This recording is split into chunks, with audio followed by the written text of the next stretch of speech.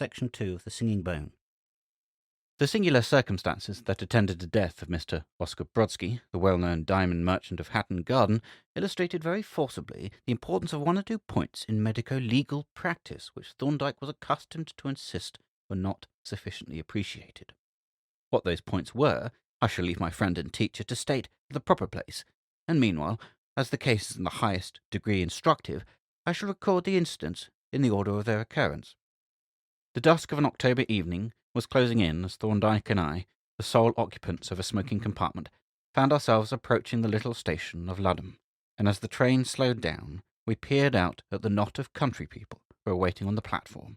Suddenly Thorndyke exclaimed, in a tone of surprise, "Why, that is surely Boscovich!" And almost at the same moment a brisk, excitable little man darted at the door of our compartment and literally tumbled in. "I hope I don't intrude on this learned conclave," he said, shaking hands genially and banging his Gladstone with impulsive violence into the rack, "but I saw your faces at the window and naturally jumped at the chance of such pleasant companionship." "You're very flattering," said Thorndyke, "so flattering that you leave us nothing to say. But what in the name of fortune are you doing at? What's the name of this place? Ludham?" "My brother has a little place a mile or so from here, and I've been spending a couple of days with him," Mr. Boscovich explained. "I shall change at Badgham Junction and catch the boat train to Amsterdam. But whither are you two bound? I see you have your mysterious little green box up on the hat rack, so I infer that you are on some romantic quest, eh? Going to unravel some dark and intricate crime?" "No," replied Thorndyke. "We're bound for Warmington on a quite prosaic errand. I'm instructed to watch the proceedings at an inquest there tomorrow on behalf of the Griffin Line Insurance Office, and we are travelling down tonight, as it is rather a cross-country journey." "Why the box of magic?" asked Boscovich, glancing up at the hat rack. "I never go away from home without it," answered Thorndyke. "One never knows what may turn up. The trouble of carrying it is small when set off against the comfort of having appliances at hand in an emergency." Boscovich continued to stare up at the little square case covered with Willesden canvas. Presently he remarked, "I often used to wonder what you had in it when you were down at Chelmsford in connection with that bank murder. What an amazing case that was, by the way. Didn't your methods of research astonish the police?" As he still looked up wistfully at the case, Thorndyke good-naturedly lifted it down and unlocked it. As a matter of fact, he was rather proud of his portable laboratory, and certainly it was a triumph of condensation, for small as it was, only a foot square by 4 inches deep, it contained a fairly complete outfit for a preliminary investigation. "Wonderful!" exclaimed Boscovich, when the case lay open before him, displaying its rows of little reagent bottles, tiny test tubes, diminutive spirit lamp, dwarf microscope, and assorted instruments on the same Lilliputian scale. "It's like a doll's house. Everything looks as if it was seen through the wrong end of a telescope. But are these tiny things really efficient? That microscope, now?" "Perfectly efficient at low and moderate magnifications," said Thorndyke. "It looks like a toy, but it isn't one. The lenses are the best that can be had. Of course, a full-size instrument would be infinitely more convenient, but I shouldn't have it with me. I should have to make shift with a pocket lens, and so with the rest of the undersized appliances, they are the alternative to no appliances." Boscovich pored over the case and its contents, fingering the instruments delicately and asking questions innumerable about their uses. Indeed, his curiosity was but half appeased when half an hour later the train began to slow down. "By Jove!" he exclaimed, starting up and seizing his bag. "Here we are at the junction already. You change here, don't you?" "Yes," replied Thorndyke. "We take the branch train on to Warmington." As we stepped out onto the platform, we became aware that something unusual was happening, or had happened. All the passengers and most of the porters and the supernumeraries were gathered at one end of the station, and all were looking intently into the darkness down the line. "Anything wrong?" asked Mr. Boscovich, addressing the station inspector. "Yes, sir," the official replied. "A man has been run over by the goods train about a mile down the line. The station master has gone down with a stretcher to help him bring him in, and I expect that is his lantern that you see coming this way." As we stood watching the dancing light grow momentarily brighter, flashing fitful reflections from the burnished rails, a man came out of the booking office and joined the group of onlookers. He attracted my attention, as I afterwards remembered, for two reasons. In the first place, his round, jolly face was excessively pale and bore a strained and wild expression, and in the second, though he stared into the darkness with eager curiosity, he asked no questions. The swinging lantern continued to approach, and then suddenly 2 men came into sight bearing a stretcher covered with a tarpaulin, through which the shape of a human figure was dimly discernible. They ascended the slope to the platform, and proceeded with their burden to the lamp-room, when the inquisitive gaze of the passengers was transferred to a porter who followed, carrying a handbag an umbrella, and to the station master, who brought up the rear with his lantern. As the porter passed, Mr. Boscovich started forward with sudden excitement. "Is that his umbrella?" he asked. "Yes, sir," answered the porter, stopping and holding out for the speaker's inspection. "My God!" ejaculated Boscovich. Then, turning sharply to Thorndyke, he explained, "That's Brodski's umbrella. I could swear it. You remember Brodski?" Thorndyke nodded, and Boscovich, turning once more to the porter, said, "I identify that umbrella. It belongs to a gentleman named Brodski. If you look at his hat, you will see his name written in it. He always writes his name in his hat." "We haven't found his hat yet," said the porter, "but here's the station master." He turned to his superior and announced, "This gentleman, sir, has identified the umbrella." "Oh," said the station master, "you recognise the umbrella, do you? Then perhaps you would step into the lamp room and see if you can identify the body." Mr. Boscovich recoiled with a look of alarm. Is he very much injured?" he asked nervously. "Why, well, yes," was the reply. "You see, the engine and 6 of the trucks went over him before they could stop the train. Took his head clean off, in fact." "Shocking, shocking," gasped Boscovich. "I think, if you don't mind, I'd rather not. You don't think it necessary, Doctor, do you?" "Yes, I do," replied Thorndyke. "Early identification may be of the first importance." "Then I suppose I must," said Boscovich, and with extreme reluctance he followed the station master to the lamp room, as the loud ringing of the bell announced the approach of the boat train. His inspection must have been of the briefest, for in a few moments he burst out, pale and awe-stricken, and rushed up to Thorndyke. "It is!" he exclaimed breathlessly. "It's Brodski! Poor old Brodski! Horrible! Horrible! I ought to have met him and come with me to Amsterdam." "Had he any merchandise about him?" Thorndyke asked, and as he spoke, the stranger whom I had previously noticed edged up closer as if to catch the reply. "He had some stones, no doubt," answered Boscovich. "I don't know what they were. His clerk will know, of course. By the way, Doctor, could you watch the case for me, just to be sure it really was an accident, or, you know what? We're old friends, you know, fellow townsmen too. We were both born in Warsaw. I'd like you to give an eye to the case." "Very well," said Thorndyke. "I will satisfy myself that there is nothing more than appears, and let you have a report. Will that do?" "Thank you," said Boscovich. "It's excessively good of you, Doctor. Oh, here comes the train. I hope it won't inconvenience you to stay and see to the matter." "Not in the least," replied Thorndyke. "We are not due at Warmington until tomorrow afternoon, and I expect we can find out all that is necessary to know, and still keep our appointment." As Thorndyke spoke, the stranger, who had kept close to us with the evident purpose of hearing what was said, bestowed on him a very curious and attentive look, and it was only when the train had actually come to rest by the platform that he hurried away to find a compartment. No sooner had the train left the station than Thorndyke sought out the station master, and informed him of the instructions that he had received from Boscovich. "Of course," he added in conclusion, "we must not move in the matter until the police arrive. I suppose they have been informed?" "Yes," replied the station master. "I sent a message at once to Chief Constable, and I expect him or an inspector at any moment. In fact, I think I will slip out of the approach and see if he's coming." He evidently wished to have a word in private with the police officer before committing himself to any statement. As the official departed, Thorndyke and I began to pace the now empty platform, and my friend, as was his wont, when entering on a new inquiry, meditatively reviewed the features of the problem. "In a case of this kind," he remarked, "we have to decide on one of 3 possible explanations: accident, suicide, or homicide, and our decision will be determined by inferences from 3 sets of facts. First, the general facts of the case. Second, the special data obtained by examination of the body. And third, the special data obtained by examining the spot on which the body was found. Now, the only general facts at present in our possession are that the deceased was a diamond merchant making a journey for a specific purpose, and probably having on his person property of small bulk and great value. These facts are somewhat against the hypothesis of suicide, and somewhat favourable to that of homicide. Facts relevant to the question of accident would be the existence, or otherwise, of a level crossing, a road or path leading to the line, an enclosing fence, with or without a gate, and any other facts rendering probable or otherwise the accidental presence of the deceased at the spot where the body was found. As we do not possess these facts, it is desirable that we extend our knowledge." "Why not put a few discreet questions to the porter who brought in the bag and umbrella?" I suggested. "He is at this moment in earnest conversation with the ticket collector, and would no doubt be glad of a new listener." "An excellent suggestion, Jervis," answered Thorndyke. "Let us see what he has to tell us." We approached the porter, and found him, as I had anticipated, bursting to unburden himself of the tragic story. The way the thing happened, sir, was this, he said in answer to Thorndyke's question.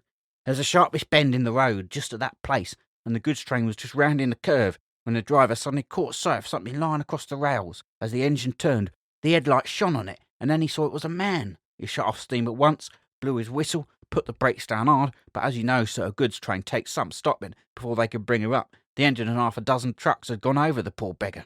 Could the driver see how the man was lying? Thorndyke asked. Yes, he could see him quite plain because the headlights was full on him. He was lying on his face with his neck over the near rail on the down side. His head was in the forefoot and his body by the side of the track. It looked as if he had laid himself out o' purpose. Is there a level crossing thereabouts? Asked Thorndyke. No, sir, no crossing, no road, no path, no nothing, said the porter, ruthlessly sacrificing grammar to emphasis. He must have come across the fields and climbed over the fence to get into the permanent way. Deliberate suicide is what it looks like. How did you learn all this? Thorndyke inquired. Why, the driver, you see, sir, when him and his mate had lifted the body off the track, went on the next signal box and sent his report by telegram. The station master told me all about it as we walked down the line. Thorndyke thanked the man for his information, and as we strolled back towards the lamp room, discussed the bearing of these new facts. Our friend is unquestionably right in one respect, he said. This was not an accident. The man might, if he were near-sighted, deaf, or stupid, have climbed over the fence and got knocked down by the train, but his position, lying across the rails, can only be explained by one of two hypotheses. Either it was, as the porter says, deliberate suicide, or else the man was already dead or insensible. We must leave it at that until we have seen the body, that is, if the police will allow us to see it. But here comes the station master and an officer with him. Let us hear what they have to say. The two officials had evidently made up their minds to decline any outside assistance. The divisional surgeon would make the necessary examination, and information could be obtained through the usual channels. The production of Thorndyke's card, however, somewhat altered the situation. The police inspector hummed and hawed irresolutely with his card in his hand, but finally agreed to allow us to view the body, and we entered the lamp room together, the station master leading the way to turn up the gas. The stretcher stood on the floor by one wall, its grim burden still hidden by the tarpaulin, and the handbag and umbrella lay on a large box, together with the battered frame of a pair of spectacles from which the glasses had fallen out. Were these spectacles found by the body? Thorndyke inquired. Yes, replied the station master. They were close to the head, and the glass was scattered about on the ballast.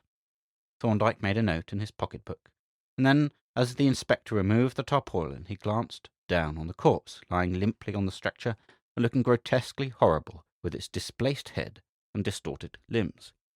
For fully a minute we remained silently stooping over the uncanny object, on which the inspector was now throwing the light of a large lantern. Then he stood up and said quietly to me, I think we can eliminate 2 out of the 3 hypotheses. The inspector looked at him quickly and was about to ask a question when his attention was diverted by the travelling case which Thorndyke had laid on a shelf and now opened to abstract a couple of pairs of dissecting forceps. We've no authority to make a post-mortem, you know, said the inspector. No, of course not, said Thorndyke. I am merely going to look into the mouth. With one pair of forceps he turned back the lip, and having scrutinized its inner surface, closely examined the teeth. May I trouble you with your lens, Jervis, he said, and as I handed him my doublet ready opened, the inspector brought the lantern close to the dead face and leaned forward eagerly. In his usual systematic fashion, Thorndyke slowly passed the lens along the whole range of sharp, uneven teeth, and then, bringing it back to the centre, examined with more minuteness the upper incisors. At length, very delicately, he picked out with his forceps some minute object from between 2 of the upper front teeth, and held it in the focus of the lens. Anticipating his next move, I took a labelled microscope slide from the case and handed it to him, together with a dissecting needle, and as he transferred the object to the slide and spread it out with the needle, I set up the little microscope on the shelf. A drop of Ferrant and a cover-glass, please, Jervis, said Thorndyke. I handed him the bottle, and when he had let a drop of the mountain fluid fall gently on the object and put on the cover-slip, he placed the slide on the stage of the microscope and examined it attentively. Happening to glance at the inspector, I observed on his countenance a faint grin, which he politely strove to suppress when he caught my eye. I was thinking, sir, he said apologetically, it's a bit of a trek to be finding out what he had for dinner. He didn't die of unwholesome feeding. Thorndyke looked up with a smile. It doesn't do, Inspector, to assume that anything is off the track in an inquiry of this kind. Every fact must have some significance, you know. I don't see any significance in the diet of a man who has had his head cut off, the inspector rejoined defiantly. "Don't you?" said Thorndyke. "Is there no interest attaching to the last meal of a man who has met a violent death? These crumbs, for instance, that are scattered over the dead man's waistcoat. Can we learn nothing from them?" "I don't see what you can learn," was the dogged rejoinder. Thorndyke picked up the crumbs one by one with his forceps, and having deposited them on a slide, inspected them first with the lens and then through the microscope. "I learn," said he, "that shortly before his death the deceased partook of some kind of wholemeal biscuits, apparently composed partly of oatmeal." "I call that nothing," said the inspector. "The question that we have got to settle is not what refreshments had the deceased been taking, but what was the cause of his death. Did he commit suicide, or was he killed by accident, or was there any foul play?" "I beg your pardon," said Thorndyke. "The questions that remain to be settled are who killed the deceased and with what motive. The others are already answered as far as I am concerned." The inspector stared in sheer amazement, not unmixed with incredulity. "You haven't been long coming to a conclusion, sir," he said. "No, it's a pretty obvious case of murder," said Thorndyke. "As to the motive, the deceased was a diamond merchant, and is believed to have had a quantity of stones about his person. I should suggest that you search the body." The inspector gave vent to an exclamation of disgust. "Oh, I see," he said. "It was just a guess on your part. The dead man was a diamond merchant and had valuable property about him, therefore he was murdered." He drew himself up, and regarding Thorndyke with a stern reproach, added, "But you must understand, sir, that this is a judicial inquiry, not a prize competition in a penny paper. And as to searching the body, that is what I principally came for." He ostentatiously turned his back on us, and proceeded systematically to turn out the dead man's pockets, laying the articles, as he removed them, on the box by the side of the handbag and umbrella. While he was thus occupied, Thorndyke looked over the body generally, paying special attention to the soles of the boots, which, to the inspector's undissembled amusement, he very thoroughly examined with the lens. "I should have thought, sir, that his feet were large enough to be seen with the naked eye," was his comment. "But perhaps," he added with a sly glance at the station master, "you are a little near-sighted." Thorndyke chuckled good-humouredly, and while the officer continued his search, he looked over the articles that had already been lain on the box. The purse and pocket-book he naturally left for the inspector to open, but the reading-glasses, pocket-knife, and card-case, and other small pocket articles were subjected to a searching scrutiny. The inspector watched him out of the corner of his eye with furtive amusement, saw him hold up the glasses to the light to estimate their refractive power, peer into the tobacco pouch, open the cigarette-book, and examine the watermark of the paper, and even inspect the contents of the silver matchbox. "What might you have expected to find in his tobacco pouch?" the officer asked, laying down a bunch of keys from the dead man's pocket. "Tobacco," Thorndyke replied stolidly, "but I did not expect to find fine-cut Latakia. I don't remember ever having seen pure Latakia smoked in cigarettes." "You do take an interest in things, sir," said the inspector with a side glance at the stolid station master. "I do," Thorndyke agreed, "and I note that there are no diamonds among his collection." "No, and we don't know that he had any about him. But there's a gold watch and chain, a diamond scarf pin, and a purse containing—" He opened it and tipped out its contents into his hand. £12 in gold. That doesn't much like robbery, does it? What do you say to the murder theory now?" "My opinion is unchanged," said Thorndyke, "and I should like to examine the spot where the body was found. Has the engine been inspected?" he added, addressing the station master. "I telegraphed to Bradfield to have it examined," the official answered. "The report has probably come in by now. I'd better see before we start down the line." We emerged from the lamp-room, and at the door found the station inspector waiting with a telegram. He handed it to the station master, who read it aloud. "The engine has been carefully examined by me. I find a small smear of blood on the near leading wheel, and a smaller one on next wheel following. No other marks." He glanced questioningly at Thorndyke, who nodded and replied, "It will be interesting to see if the line tells the same tale."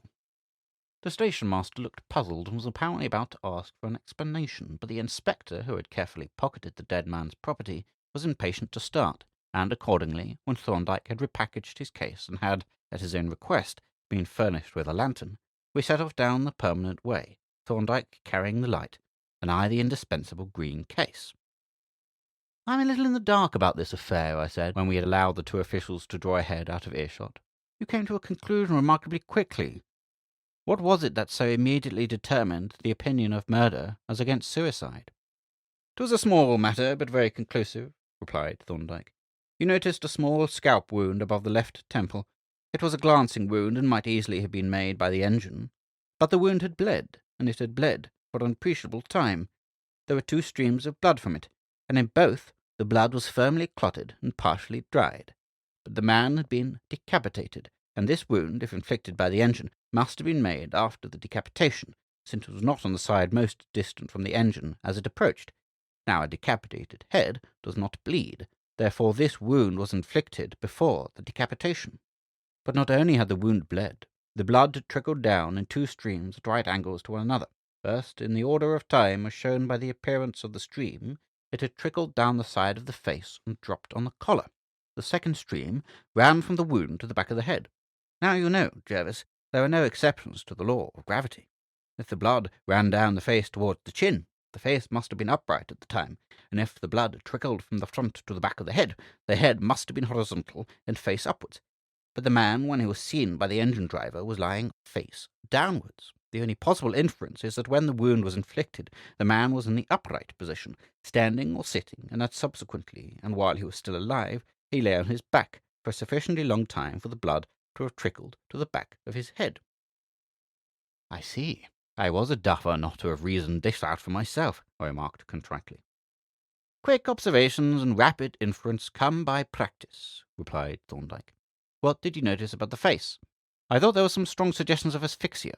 Undoubtedly, said Thorndyke. It was the face of a suffocated man. You must have noticed, too, that the tongue was very distinctly swollen, and that on the inside of the upper lip were deep indentations made by the teeth, as well as one or two slight wounds, obviously caused by heavy pressure on the mouth.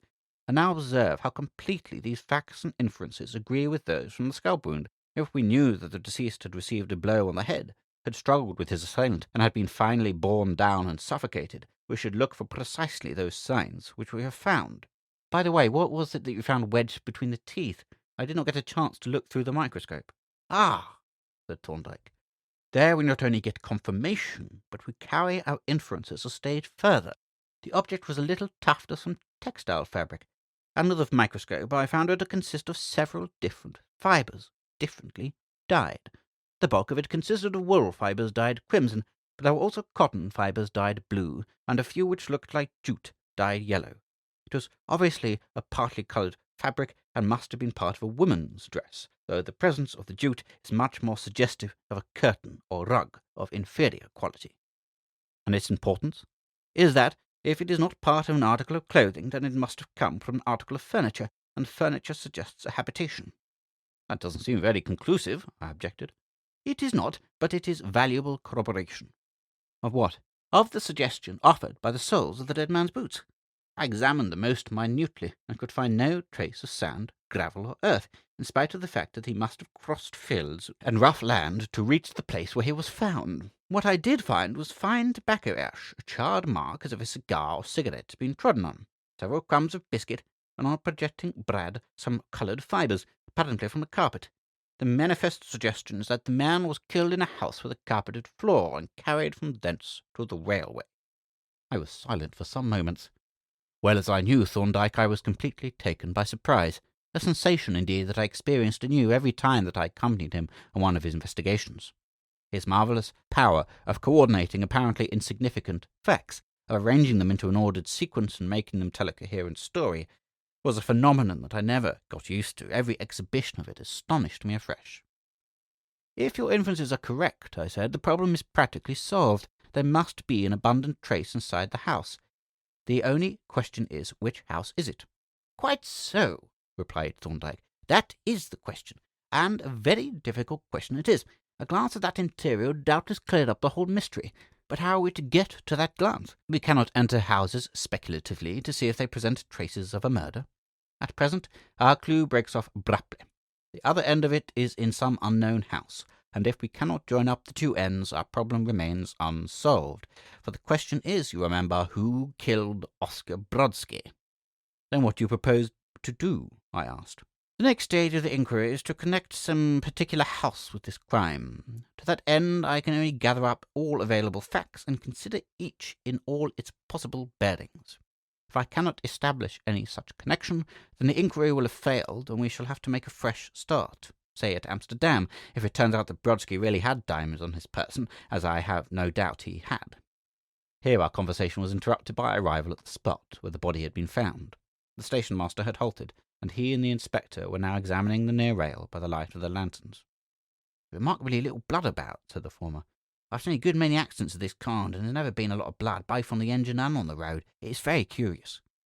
Thorndyke glanced at the rail with but slight attention. That question had ceased to interest him, for the light of his lantern flashed onto the ground at the side of the track, a loose, gravelly soil mixed with fragments of chalk, and from thence to the soles of the inspector's boots, which were displayed as he knelt by the rail. "You observe, Jervis," he said in a low voice, and I nodded. The inspector's boot soles were covered with adherent particles of gravel and conspicuously marked by the chalk on which he had trodden. "You haven't found the hat, I suppose?" Thorndyke asked, stooping to pick up a short piece of string that lay on the ground at the side of the track. "No," replied the inspector, "but it can't be far off. You seem to have found another clue, sir," he added with a grin, glancing at the piece of string. "Who knows?" said Thorndyke. "A short end of white twine with a green strand in it. It may tell us something later. At any rate, we'll keep it." And taking from his pocket a small tin box containing, among other things, a number of seed envelopes, he slipped the string into one of the latter and scribbled a note in pencil on the outside. The inspector watched his proceedings with an indulgent smile, and then returned to his examination of the track, in which Thorndyke now joined. "I suppose the poor chap was near-sighted," the officer remarked, indicating the remains of the shattered spectacles. "That might account for his having strayed onto the line." "Possibly," said Thorndyke. He had already noticed the fragments scattered over a sleeper and the adjacent ballast, and now once more produced his collecting box, from which he took another seed envelope. "Would you hand me a pair of forceps, Jervis?" he said, "and perhaps you wouldn't mind taking a pair yourself and helping me to gather up these fragments." As I complied, the inspector looked up curiously. "There isn't any doubt about these spectacles belong to the deceased, is there?" he asked. "He certainly wore spectacles, for I saw the mark on his nose." "Still, there is no harm in verifying the fact," said Thorndyke, and he added to me in a lower tone, "Pick up every particle you can find, Jervis. It may be most important." "I don't quite see how," I said, groping amongst the shingle for the light of the lantern in search of the tiny splinters of glass. "Don't you?" returned Thorndyke. "Well, look at these fragments. Some of them are of fair size, but many of them on the sleeper are mere grains. And consider their number. Obviously, the condition of the glass does not agree with the circumstances in which we find it. These are thick, concave spectacle lenses broken into a great number of minute fragments. Now, how are they broken? Not merely by falling, evidently. Such a lens, when it is dropped, breaks into a small number of large pieces. Nor were they broken by the wheel passing over them, for they would then have been reduced to fine powder, and that powder would have been visible on the rail, which it is not. Spectacle frames, you may remember, presented the same incongruity. They were battered and damaged more than they would have been by falling, but not nearly so much as they would have been if the wheel had passed over them." "What do you suggest, then?" I asked.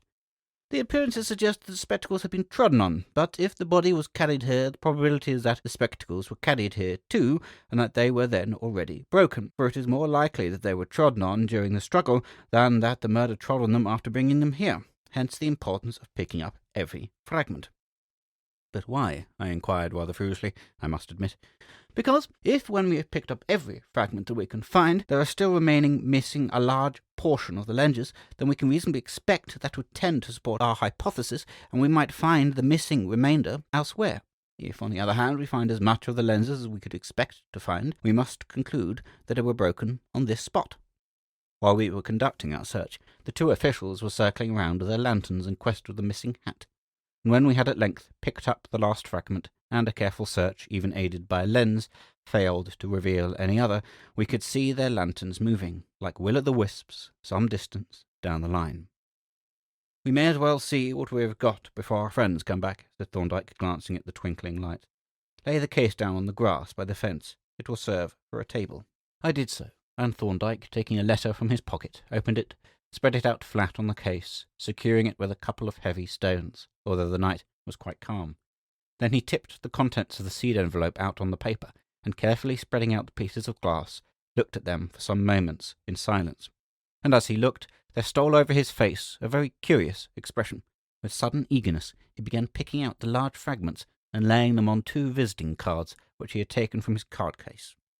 Rapidly and with wonderful deftness, he fitted the pieces together, and as the reconstituted lenses began gradually to take shape on their cards, I looked on with growing excitement.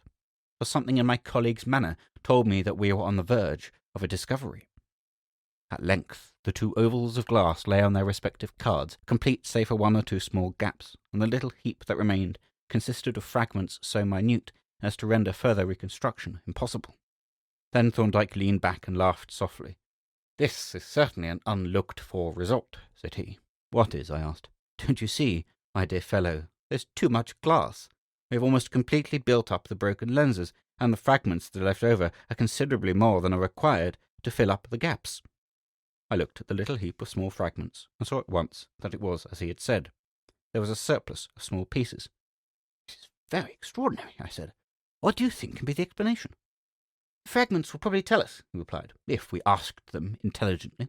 He lifted the paper and the 2 cards carefully onto the ground, and opening the case, took out the little microscope, in which he fitted the lowest power objective and eyepiece, having a combined magnification of only 10 diameters. Then he transferred the minute fragments of glass to a slide, and having arranged the lantern as a microscope lamp, commenced his examination. "Ha!" he exclaimed presently. "The plot thickens. There is too much glass, and yet too little. That is to say, there are only 1 or 2 fragments here that belong to the spectacles, not nearly enough to complete the building up of the lenses. The remainder consists of a soft, uneven, moulded glass, easily distinguished from the clear, hard, optical glass. These foreign fragments are all curved, as if they had formed part of a cylinder, and are, I should say, portions of a wine-glass or tumbler." He moved the slide once or twice, and then continued. "We are in luck, Jervis. Here is a fragment with 2 little diverging lines etched on it, evidently the points of an 8-rayed star, and here is another with 3 points, the ends of 3 rays. This enables us to reconstruct the vessel perfectly. It was a clear, thin glass, probably a tumbler decorated with scattered stars. I dare say you know the pattern. Sometimes there is an ornamented band in addition, but generally the stars form the only decoration. Have a look at the specimen." I had just applied my eye to the microscope when the station master and the inspector came up. Our appearance, seated on the ground with the microscope between us, was too much for the police officer's gravity, and he laughed long and joyously. "You must excuse me, gentlemen," he said apologetically, "but really, you know, to an old hand like myself, it does look a little, well, you understand. I dare say a microscope is a very interesting and amusing thing, but it doesn't get you much forward in a case like this, does it?" "Perhaps not," replied Thorndyke. "By the way, where did you find the hat, after all?" "We haven't found it," the inspector replied. "Then we must help you to continue the search," said Thorndyke. "If you will wait a few moments, we will come with you." He poured a few drops of xylol balsam on the cards to fix the reconstituted lenses to their supports, and then, packing them and the microscope in the case, announced that he was ready to start. "Is there any village or hamlet near?" he asked the station master. "None nearer than Caulfield. It's about half a mile from here." "And where is the nearest road?" "There's an half-made road that runs past a house of about 300 yards from here. It belonged to a building estate that was never built. There was a footpath from it to the station." "Are there any other houses near?" "No, that was the only house for half a mile round, and there's no other road near here." "Then the probability is that Brodski approached the railway from that direction, as he was found on that side of the permanent way." The inspector agreed with this view, as we all set off slowly towards the house, piloted by the station master and searching the ground as we went. The wasteland over which we passed was covered with patches of docks and nettles, through each of which the inspector kicked his way, searching with feet and lantern for the missing hat. A walk of 300 yards brought us to a low wall enclosing a garden, beyond which we could see a small house, and here we halted, while the inspector waded into a large bed of nettles beside the wall and kicked vigorously. Suddenly there came a clinking sound mingled with objurgations, and the inspector hopped out, holding one foot and soliloquizing profanely. "I wonder what sort of fool put that thing like that in a bed of nettles," he explained, stroking the injured foot. Thorndyke picked the object up and held it in the light of a lantern, displaying a piece of 3/4-inch rolled iron bar about a foot long. "Doesn't seem to have been here very long," he observed, examining it closely. "There's hardly any rust on it." "Been here long enough for me," growled the inspector, "and I like to bang it on the head of the blight that put it there." Callously indifferent to the inspector's sufferings, Thorndyke continued calmly to examine the bar. At length, resting his lantern on the wall, he produced his pocket lens, with which he resumed his investigation, proceeding that so exasperated the inspector that the afflicted official limped off in dudgeon, followed by the station master, and we heard him presently rapping at the front door of the house. "Give me a slide, Jervis, with a drop of Farrant on it," said Thorndyke. "There are some fibres sticking to this bar." I prepared the slide, and having handed it to him, together with a cover-glass, a pair of forceps, and a needle, set up the microscope on the wall. "I'm sorry for the inspector," Thorndyke remarked with his eye applied to the little instrument. "That was a lucky kick for us. Just take a look at the specimen." I did so, and having moved the slide about until I had seen the whole of the object, I gave my opinion. Red wool fibres, blue cotton fibres, and some yellow vegetable fibres that looked like jute. Yes, said Thorndyke. The same combination of fibres as that which we found in the dead man's teeth, and probably from the same source. This bar has probably been wiped on that very curtain or rug with which poor Brodski was stifled. We will place it on the wall for future reference, and meanwhile, by hook or by crook, we must get into that house. There is much too plain a hint to be disregarded.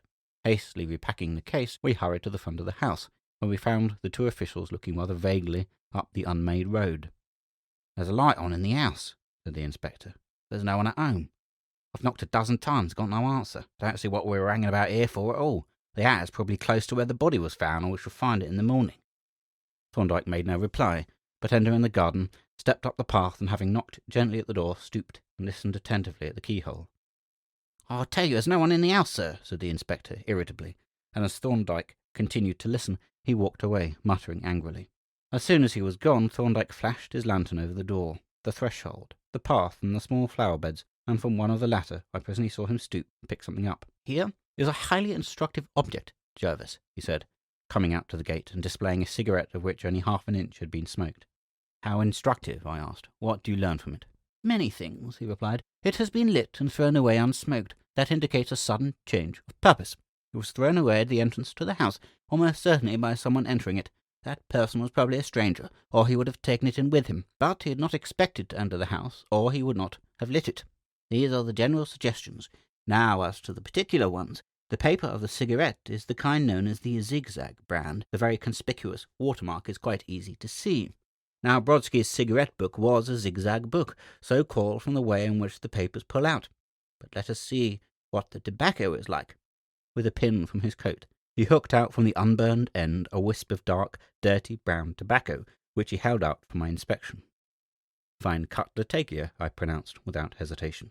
Very well, said Thorndyke. Here is a cigarette made of an unusual tobacco similar to that in Brodski's pouch, and wrapped in an unusual paper similar to those in Brodski's cigarette book.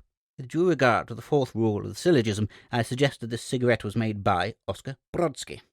But nevertheless, we will look for corroborative detail. What is that? I asked. You may have noticed that Brodski's matchbox contained round wooden vestas, which are also rather unusual. As he must have lighted the cigarette within a few steps of the gate, he ought to be able to find the match with which he lighted it. Let us try up the road in the direction from which he would probably have approached. We walked very slowly up the road, searching the ground with a lantern, and we had hardly gone a dozen paces when I spied a match lying on the rough path and eagerly picked it up. It was a round wooden vesta. Thorndyke examined it with interest, and having deposited it with the cigarette in his collecting box, turned to retrace his steps. There is now, Jervis, no reasonable doubt that Brodski was murdered in that house. We have succeeded in connecting that house with the crime, and now we've got to force an entrance and join up the other clues. We walked quickly back to the rear of the premises, where we found the inspector conversing disconsolately with the station master. I think, sir, said the former, we'd better go back now. In fact, I don't see what we came here for, but here, I say, sir, you mustn't do that. For Thorndyke, without a word of warning, had sprung up lightly and thrown one of his long legs over the wall. I can't allow you to enter private premises, sir, continued the inspector, but Thorndyke quietly dropped down on the inside and turned to face the officer over the wall. Now, listen to me, Inspector, said he. I have good reasons for believing that the dead man, Brodski, has been in this house. In fact, I am prepared to swear on information to that effect. But time is precious. We must follow the scent whilst it is hot, and I am not proposing to break into the house off-hand. I merely wish to examine the dustbin. The dustbin? Gasped the inspector. Well, you really are a most extraordinary gentleman. What do you expect to find in the dustbin? I am looking for a broken tumbler or wine glass. It is a thin glass vessel, decorated with a pattern of small 8-pointed stars. It may be in the dustbin, or it may be inside the house. The inspector hesitated, but Thorndyke's confident manner had evidently impressed him. We can soon see what's in the dustbin, he said, though what in creation a broken tumbler has to do with the case is more than I can understand. However, here goes. He sprang up onto the wall, and as he dropped down into the garden, the station master and I followed. Thorndyke lingered a few moments by the gate examining in the ground, while the two officials hurried up the path. Finding nothing of interest, however, he walked towards the house, looking keenly about him as he went. But we were hardly halfway up the path when we heard the voice of the inspector calling excitedly. "Here you are, sir, this way," he sang out, and as we hurried forward, we suddenly came on the two officials standing over the small rubbish heap and looking the picture of astonishment. The glare of their lanterns illuminated the heap, and showed us the scattered fragments of a thin glass star-pattern tumbler. "I can't imagine how you guessed it was here, sir," said the inspector, with a newborn respect in his tone. "Nor what you're going to do with it now you've found it." "It's merely another link in the chain of evidence," said Thorndyke, taking a pair of forceps from the case and stooping over the heap. "Perhaps we shall find something else." He picked up several small fragments of glass, looked at them closely, and dropped them again. Suddenly his eye caught a small splinter at the base of the heap. Seizing it with the forceps, he held it close to his eye in the strong lamplight, and, taking out his lens, examined it with minute attention.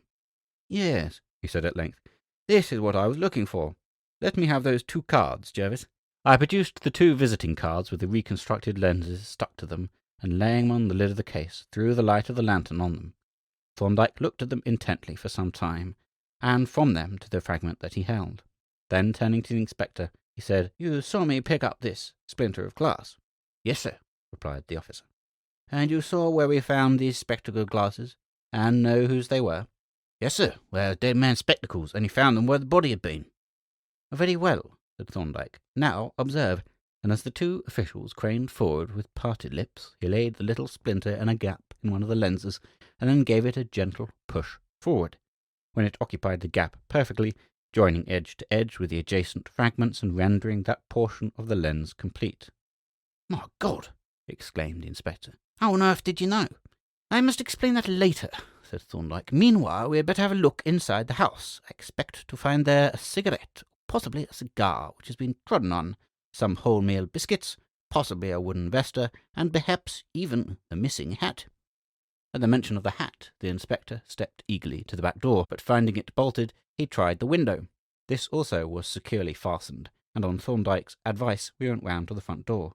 "This door is locked too," said the inspector. "I'm afraid you'll have to break in. It's a nuisance, though." "Have a look at the window," suggested Thorndyke. The officer did so, struggling vainly to undo the patent catch with his pocket-knife. "It's no good," he said, coming back to the door. He broke off with an astonished stare, for the door stood open, and Thorndyke was putting something in his pocket. "Your friend doesn't waste much time even in picking a lock," he remarked to me, as we followed Thorndyke into the house. But his reflections were soon merged in a new surprise. Thorndyke had preceded us into a small sitting-room, dimly lighted by a hanging lamp turned down low. As we entered, he turned up the light and glanced about the room. A whisky bottle was on the table, with a siphon, a tumbler, and a biscuit box. Pointing to the latter, Thorndyke said to the inspector, "See what is in that box." The inspector raised the lid and peeped in. The station master peered over his shoulder, and then both stared at Thorndyke. "How, in the name of goodness, did you know that there were wholemeal biscuits in the house, sir?" exclaimed the station master.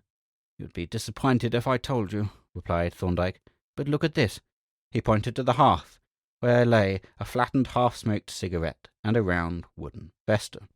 The inspector gazed at these objects in silent wonder, while, as to the station-master, he continued to stare at Thorndyke with what I can only describe as superstitious awe. "You have the dead man's property with you, I believe?" said my colleague. "Yes," replied the inspector. "I put the things in my pocket for safety." "Then," said Thorndyke, picking up the flattened cigarette, "let us have a look at his tobacco pouch." As the officer produced and opened the pouch, Thorndyke neatly cut open the cigarette with his sharp pocket-knife. "Now," said he, "what kind of tobacco is in the pouch?" The inspector took out a pinch, looked at it, and smelt it distastefully. "One of those stinking tobaccos," he said. "They put them in mixtures, Latakia, I think." "And what is this?" asked Thorndyke, pointing to the open cigarette. "Same stuff, undoubtedly," replied the inspector. "And now let us see his cigarette papers," said Thorndyke. The little book, or rather packet, for it consisted of separated papers, was produced from the officer's pocket, and a sample paper abstracted. Thorndyke laid the half-burnt paper beside it, and the inspector, having examined the 2, held them up to the light. "There isn't much chance of mistaking that zigzag watermark," he said. "This cigarette was made by the deceased. There can't be the shadow of a doubt." "One more point," said Thorndyke, laying the burnt wooden vesta on the table. "You have his matchbox." The inspector brought forth a little silver casket, opened it, and compared the wooden vestas that it contained with the burnt end. Then he shut the box with a snap. "You've proved it up to the hilt," said he. "If we could only find the hat, we should have a complete case." I'm not sure we haven't found the hat, said Thorndyke. You notice that something besides coal has been burned in the grate. The inspector ran eagerly to the fireplace and began with feverish hands to pick out the remains of the extinct fire. The cinders are still warm, he said. They're certainly not all coal cinders. There's been wood burned here on top of the coal, and these little black lumps are neither coal nor wood, and may quite possibly be the remains of a burnt hat. But Lord, who can tell? You can put together the pieces of broken spectacle glasses, but you can't build up an hat out of a few cinders. He held out a handful of the little black, spongy cinders and looked ruefully at Thorndyke, who took them from him and laid them out on the sheet of paper. We can't reconstitute the hat, certainly, my friend agreed, but we may be able to ascertain the origin of these remains. They may not be cinders of a hat after all. He lit a wax match, and taking up one of the charred fragments, applied the flame to it. The cindery mass fused at once with a crackling, seething sound, emitting a dense smoke, and instantly the air became charged with a pungent, resinous odour mingled with the smell of burning animal matter. "Smells like varnish," the station master remarked. "Yes, shellac," said Thorndyke. "So the first test gives a positive result. The next test will take more time." He opened the green case and took from it a little flask, fitted for Marsh's arsenic test, with a safety funnel and escape tube, a small folding tripod, a spirit lamp, and a disc of asbestos to serve as a sand bath. Dropping into the flask several of the cindery masses, selected after careful inspection, he filled it up with alcohol and placed it on the disc, which he rested on the tripod. Then he lighted the spirit lamp underneath and sat down to wait for the alcohol to boil. "There is one little point that we may as well settle," he said presently, as the bubbles began to rise in the flask. "Give me a slide with a drop of faddant on it, Jervis." I prepared the slide, while Thorndyke, with a pair of forceps, picked out a tiny wisp from the tablecloth. "I fancy we have seen this fabric before," he remarked, as he laid the little pinch of fluff in the mounting fluid and slipped the slide onto the stage with the microscope. "Yes," he continued, looking into the eyepiece. "Here are our old acquaintances, the red wool fibres, the blue cotton, and the yellow jute. We must label this at once, or we may confuse it with the other specimens." "Have you any idea the deceased met his death?" the inspector asked. "Yes," replied Thorndyke. "I take it that the murderer enticed him into this room and gave him some refreshments. The murderer sat in the chair in which you were sitting. Brodski sat in that small armchair. Then I imagine the murderer attacked him with that iron bar that you found among the nettles, failed to kill him at the first stroke, struggled with him, and finally suffocated him with the tablecloth. By the way, there is just one more point. You recognize this piece of string?" He took from his collecting box the little end of twine that had been picked up by the line. The inspector nodded. "Look behind you. You will see where it came from." The officer turned sharply, and his eye lighted on a string box on the mantelpiece.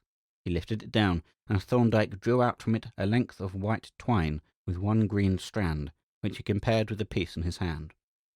"Green-stranded, it makes the identification fairly certain," he said. "Of course, the string was used to secure the umbrella and handbag.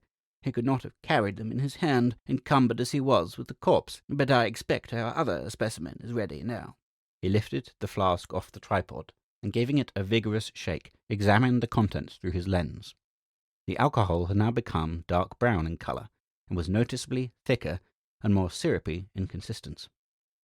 "I think we have enough here for a rough test," said he, selecting a pipette and a slide from the case.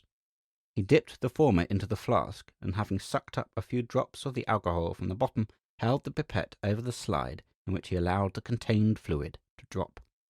Laying a cover-glass on the little pool of alcohol, he put the slide on the microscope stage and examined it attentively, while we watched him in expectant silence. At length he looked up, and addressing the inspector, said, "Do you know what felt hats are made of?" "I can't say that I do, sir," replied the officer. "Well, the better quality hats are made of rabbits' and hares' wool, the soft underfur, you know, cemented together with shellac. Now, there is very little doubt that these cinders contain shellac, and with the microscope I found a number of small hairs of a rabbit. I have, therefore, little hesitation in saying that these cinders are the remains of a hard felt hat, and, as the hairs do not appear to be dyed, I should say it was a grey hat." At this moment our conclave was interrupted by hurried footsteps on the garden path, and, as we turned with one account, an elderly woman burst into the room. She stood for a moment in mute astonishment, and then looked from one door to the other, demanding, "Who are you, and what are you doing here?" The inspector rose. I'm a police officer, madam, said he. I can't give you any further information just now, but if you'll excuse me asking, who are you? I'm Mr. Ickler's housekeeper, she replied. Mr. Ickler, are you expecting him home shortly? No, I'm not, was the curt reply. Mr. Ickler is away from home just now. He left this evening by the boat train. For Amsterdam? Asked Thorndyke. I believe so. I don't see what business it is of yours, the housekeeper answered. I thought he might perhaps be a diamond broker or merchant, said Thorndyke. A good many of them travel by that train.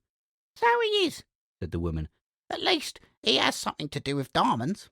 Ah, well, we must be going, Jervis, said Thorndyke. We have finished here, and we have to find a hotel or inn. Can I have a word with you, Inspector? The officer, now entirely humble and reverent, followed us into the garden to receive Thorndyke's parting advice. You had better take possession of the house at once and get rid of the housekeeper. Nothing must be removed. Preserve those cinders and see that the rubbish heap is not disturbed, and above all, don't have the rooms swept. An officer will be sent to relieve you. With a friendly good night, we went on our way, guided by the station master, and here our connection with the case came to an end. Hickler, whose Christian name turned out to be Silas, was, it is true, arrested as he stepped ashore from the steamer, and a packet of diamonds, subsequently identified as the property of Oscar Brodski, found upon his person.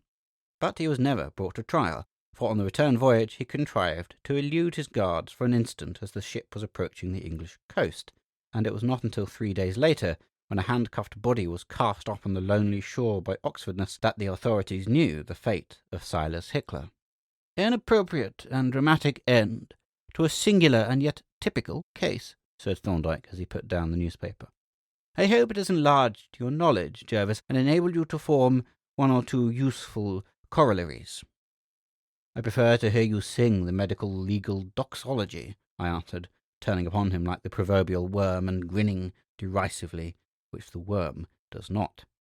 I know you do, he retorted with mock gravity, and I lament your lack of mental initiative. However, the points that this case illustrates are these. First, the danger of delay. The vital importance of instant action before that frail and fleeting thing that we call a clue has time to evaporate. A delay of a few hours would have left us with hardly a single datum. Second, the necessity of pursuing the most trivial clue to an absolute finish, as illustrated by the spectacle. Third, the urgent need of a trained scientist to aid the police. And last, he concluded with a smile, we learn never to go abroad without the invaluable green case. End of section 2.